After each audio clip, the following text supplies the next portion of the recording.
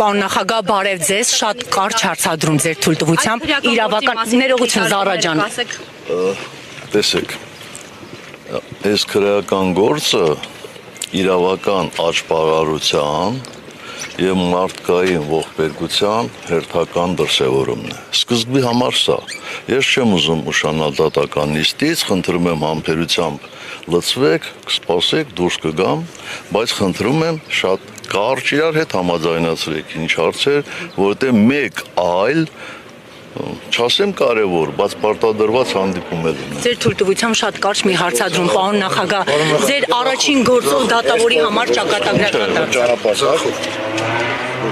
Պարոն նախագահ, ձեր թույլտվությամբ ձեր առաջին գործով դատավորի համար ճակատագրական դարձավ եւ ինքը համակարգից հեռացավ։ Չհրեք։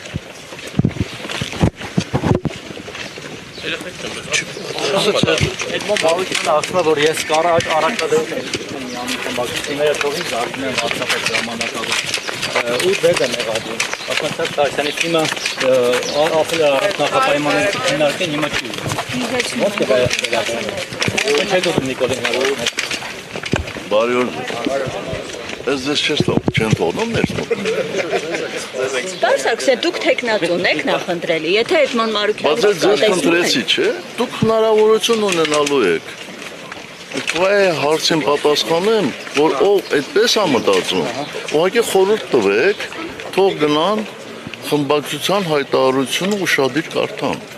Եթե հայերեն լավ չեն հասկանում, ես կխնդրեմ խմբակցության ղեկավարին, ինքը մանրամասնի կբացատրի։ Դե դուք ասել եք որ Նիկոլ երկուսով չեք իրավիճակին չեք տիրապետել։ Հայտարարել է որ Մինիստր Սարգսյանը իրավիճակին չի տիրապետել։ Ձեր հրաժարականից 5 օր առաջ դուք ասել եք որ ամեն ինչ կանտրոլի տակ էր, այսինքն ձեր հրաժարականն էլ է կանտրոլի տակ։